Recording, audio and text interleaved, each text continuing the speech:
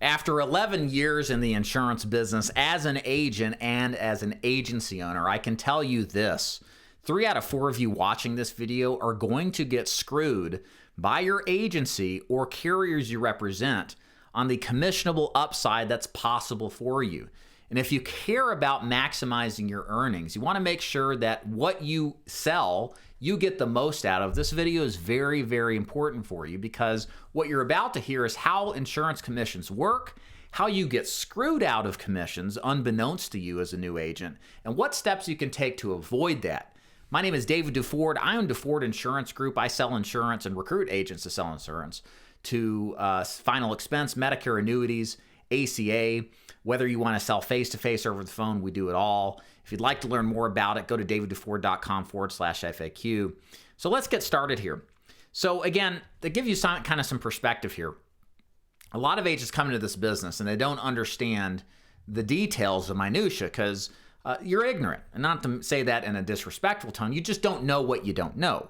And you rely on the people that bring you in, which you hope have the purest of intentions to lead you in the right way and to avoid unnecessary harm. But the truth is that this rarely is the case.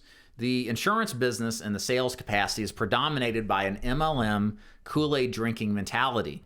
A lot of the people that run these mega organizations were a part of MLM schemes that you may have heard in this past. And I say schemes, not like in an illegal sense, but that kind of culture of MLM and showing off your stuff and a lot of just hoorah and all that nonsense. So there's kind of this mentality that you may not be aware of getting into this business that you need to be aware of. And along with that comes purposeful non-representation of all of the facts when it comes to commissions. It's not that they're necessarily lying to you. It's just they don't want to give you everything to confuse and scare you.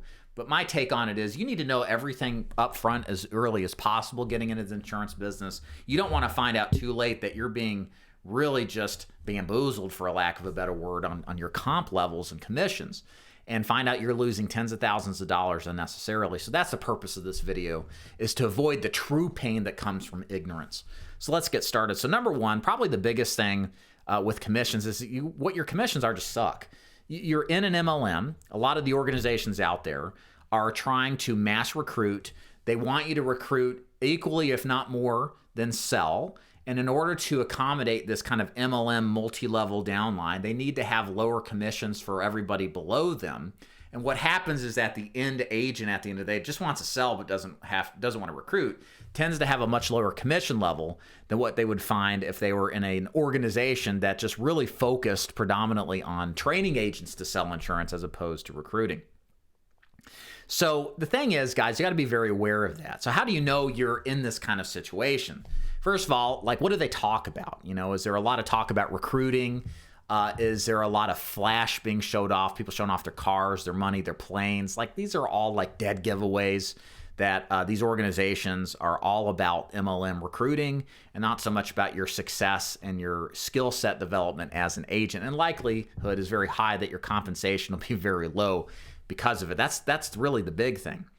Another thing that happens with commission levels is that if you're in an MLM, likely there's a good bit of window dressing that goes on with disguising what your actual commission levels are for the carriers that you'll ultimately want to write. So there's a big name MLM out there. It's a 3-letter acronym. Y'all know what I'm talking about. And what they tell you for their commission levels is they say very commonly, hey, you're at 100 level commission. And they say, assume, or you assume, oh, I'm at 100% of commission, so all of my products are at 100% commission, without going into detail what that really breaks down into. But if you look at the compensation grid, what happens is that only like 1 or 2 carriers, which are overpriced, are very difficult to deal with, are priced at those commission levels. But the really good carriers that are competitive on rates, competitive on underwriting, that are easier to use in many cases, are paid 20, 40, even 50% plus less than what the stated ABC 100% commission level says. Now, I don't know about you, but for me, I think that's deceptive. I think that's not being honest with agents. It's okay if your compensation levels vary between carriers. The point is you want to be transparent about it. If you find out after the fact that what you thought you're getting paid at is much less, that's a problem, right? If you're going to get a job anywhere, you want to know up front, what can I expect to get paid on a commission basis or a wage basis. You want to know this stuff. I mean, that's like the whole reason you're doing this, to make money, right?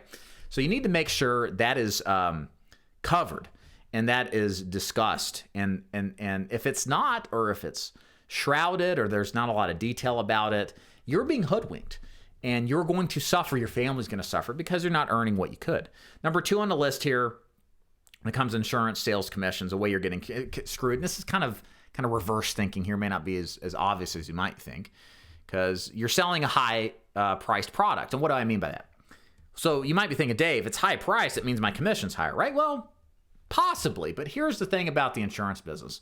What you hear a lot of is the representation of what the earning capacity is when you submit the business in. But anybody who's been in the business for as long as I have, or even longer, knows that the only business that counts is the business that sticks. In other words, the policy that pays is the policy that stays. You can inverse that, and it's true too. So the point is, you never hear about the policies that stay. You only hear about the policies that get submitted to the business. So what does that mean? What you don't see behind the scenes, beyond this projection, this big lifestyle MLM type of culture going on, is what business actually stays on the books. And the higher the pricing is relative to the competition for the products you're selling with the different carriers and products, the higher it is, the higher likelihood you're going to have lapses where people cancel the policy.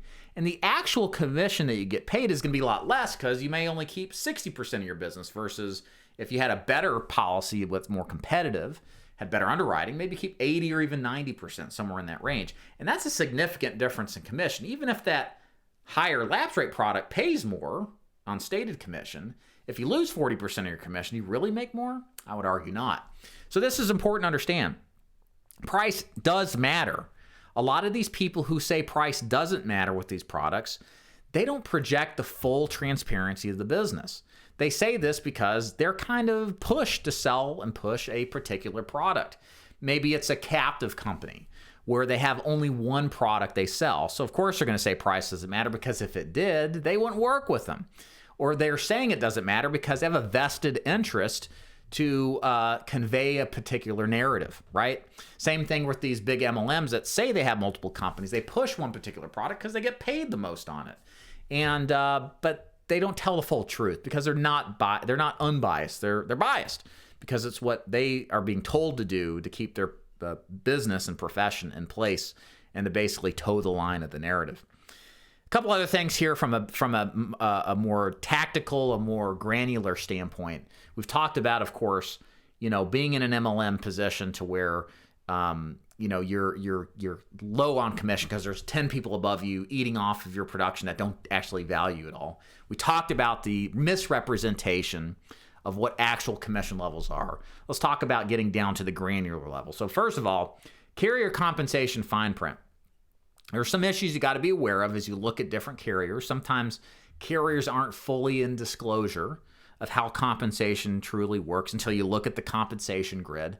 This is why we show our compensation grids at davidford.com/commissions, so you can see what the commission levels are, not just for one product, for all products, so that there's full transparency as much as you'd like to see what your compensation levels are. We feel that's very important. So the first thing here is policy fees that are non-commissionable. So most of your insurance products have the commission and annual premium, plus a policy fee they charge, which is just another way for carriers to make a little extra money. It's like a dock fee on a car, right? It's just a fee. And you get paid, in most cases, most companies, on the annual premium plus whatever the application fee is, the policy fee. So if it's $960 in the annual premium plus $40 in policy fee, it's $1,000. You have $1,000 in total commissionable. Well, some companies don't pay on the policy fee. They'll only pay on the $960. So if you look at it this way, if your commission level is 100%, and you're not making $40 per sale, because $40 application fee, if that's the case, times 100%, and you sell $200 a year, that's $8,000. Now you might be thinking, Dave, $8,000, what's the big deal? Well, okay, put $8,000 into a SEP IRA and compound that for 30 years. It's a lot of money once you compound it that you're losing out on just because they don't pay a commission on policy fee. So make sure you're checking your carriers. They make sure that you're going to be paid both on the policy fee and, of course, the annual premium. I just don't prefer to sell those carriers that don't, because I want to maximize my earnings. I'm not sure you do too. Number two on here is you must upsell a gimmick to get paid full comp.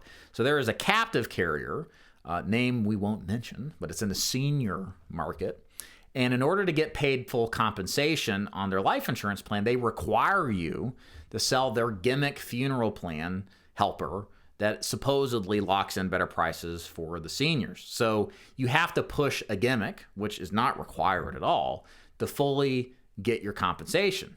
So my argument is, what happens if you sell a $100 a month deal and it's $1,200 in commission if you sell at 100% commission rate, if you sell the gimmick plan, but if it's not, you lose 20%. Well, you've just lost $240, if my math is right. And if you do that once, twice a month, that adds up to another, $5,000, $10,000 just because you didn't sell a gimmick plan. Some people won't want the plan, or they don't really need it, but it has a bottom line impact on you. So again, make sure that you check that out. This isn't as wide ranging as the policy fee issues or the MLM issues, but it sometimes is an issue depending on who you join. The last thing here, again, this is unusual. It's not directly on compensation based, but this is a tactic to basically extract your commissions back that you had earned or thought you had earned because of what I would argue to be inferior policies on behalf of the company in practicing good underwriting, and that's the Plan FMIB policy cancellation usage. So there are several companies in my space in the final expense market where they underwrite you on a simplified issue basis. That just means they pull medical records from what's called the Medical Information Bureau upon the submission of the policy and render a decision yay or nay. And then the client's approved and they got coverage. But what happens in the first 2 years, all policies are contestable, which means if the client dies, well, then the company is going to pull very detailed records, more so than the cursory look at MIB, to determine if they really should have issued the policy. And that's fine and understandable because sometimes the MIB is out of date. But the problem with Plan F, and this is, again, optional, not all companies do this, the problem with Plan F is it allows a company, while the client is still alive, to look back on the health of the client. And if they find that something should have been there when they took the policy out, while the client's alive, they will cancel the policy, refund the premium, but also get a full charge back on your commissions. So again, this is crazy in a lot of different ways, right? I mean, I can't sell personally a company knowingly to my client, knowing that 10% of the business out there that's going to get reneged because of shoddy underwriting due to the carrier. And that just sickens me on one level. On the other level, it lowers your actual commission. There are countless numbers of agents that have had this happen to where the policy gets to month 20, month 21, since it was first started out. There are just several months before they're outside of that contestability period. And the carrier in question pulls Plan F, gets the policy canceled, and now experiences a full chargeback. It's bull. It's nonsense. And I don't write those companies. But there is a major player in the MLM side of this business that is one of the biggest in the business that pushes a product that does exactly that. But you wouldn't know this because you're new, but now you do. So long story short, ladies and gentlemen, your money matters. Of course, we're here to help families. We're all here to do that. But we're here to help our family just as much. Okay, we have to pay our bills. We have to take care of our family. Because as much as we like to help people, if I can't help myself, I can't stay in business to help people. Okay? It's just like a symbiotic relationship. It's not true goodwill, or not goodwill, what was the word I'm looking for? It's not true pro bono work. It is a job to make myself money while simultaneously helping people too. So there has to be that balance. So don't let the thralls and the craziness of the MLM world deceive you with sleight of hand to the lack of compensation that you would otherwise receive. Look at this business soberly. Do you really need that MLM component? Are you using carriers that are really in your best interest? Make sure that you're working with companies and agencies that will maximize your commission, because at the end of the day, let's face it, it's you that makes a sale. It's not the leader of the company. It's not me. It's not the other guys. It's you deciding to pick up the phone. It's you deciding to walk out the door and to see the people, to help them and close them. It's you that matters, and you got to take care of yourself first and foremost. If you enjoyed this video, please like and subscribe if you haven't already. Also, check out davidduford.com/FAQ to learn more about how DeFord Insurance Group works if you'd like to consider joining and working with yours truly. Thanks so much. Y'all have a good one.